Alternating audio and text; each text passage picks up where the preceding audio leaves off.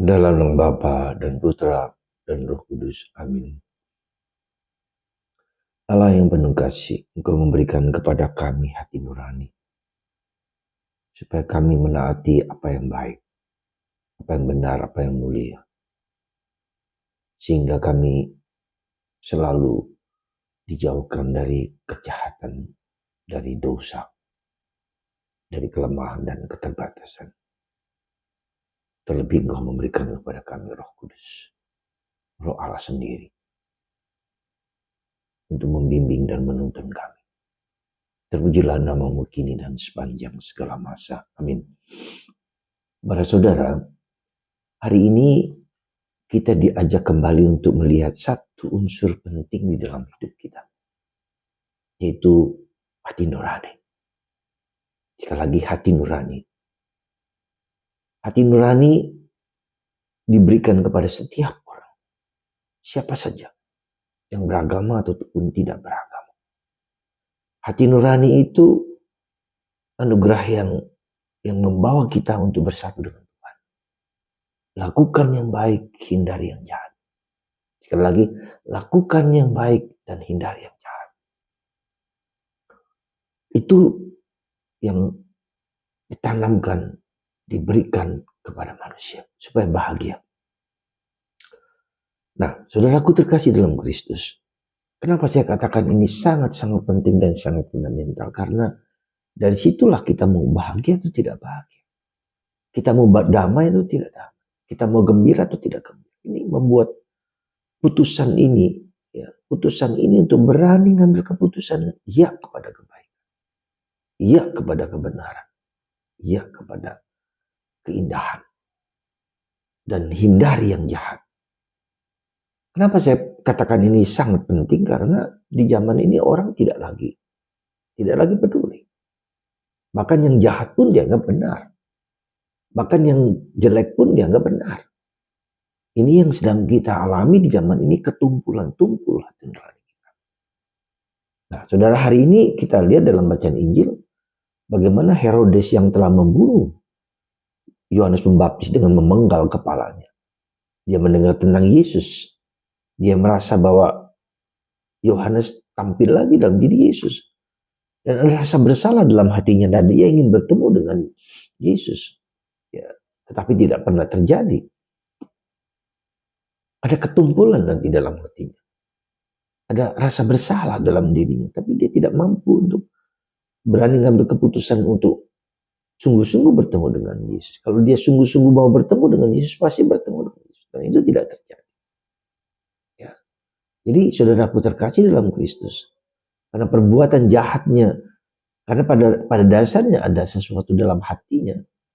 Ketika dia mau membunuh Yohanes Pembaptis, tetapi karena kecenderungannya untuk melakukan yang jahat, untuk mengambil istri saudaranya Felix dengan Herodias, untuk berpesta, untuk kenikmatan, kesenangan, akhirnya hati nuraninya tumpul.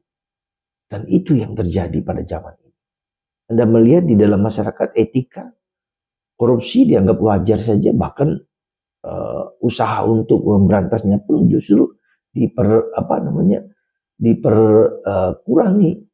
Jadi biarkan saja semua orang melakukan itu, melakukan kejahatan-kejahatan dengan berbagai macam cara dan membenarkan dengan hukum-hukum yang dianggap sebagai sesuatu yang benar. Nah, itulah saudara.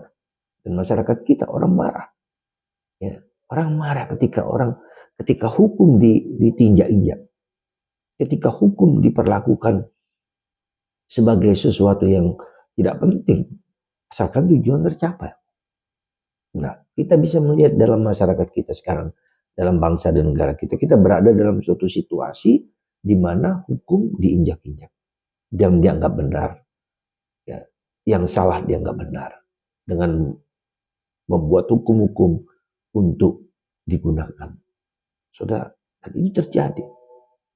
Ya, bahkan seperti sekarang di pilkada, pilpres yang lalu orang mengeluarkan uang untuk mendapatkan suara, tetapi tidak, orang menjadi ya udahlah biarin aja, 200.000, 300.000, 500.000 dianggap sebagai sesuatu yang wajib dan harus. jujur dan adil. Nah, maka saudaraku terkasih, bagaimana cara kita menumbuhkan menjadi PK akan hati nurani? Yaitu apa? Banyak hal. Ya, belum tentu bahwa kita sudah berdoa, membaca kitab suci dan segala macam. Itu seringkali menjadi sekedar menjadi sesuatu tontonan atau sebagai sesuatu yang wajar aja, tapi tidak menyentuh kepada hati nurani. Maka di dalam gereja Katolik, dalam gereja kita, dalam percaya pada Yesus, Yesus memberikan Roh Kudus yang tadi hati nurani sebagai sesuatu yang secara human, secara manusiawi diberikan, tapi Tuhan sekarang memberikan kepada kita Roh Kudus.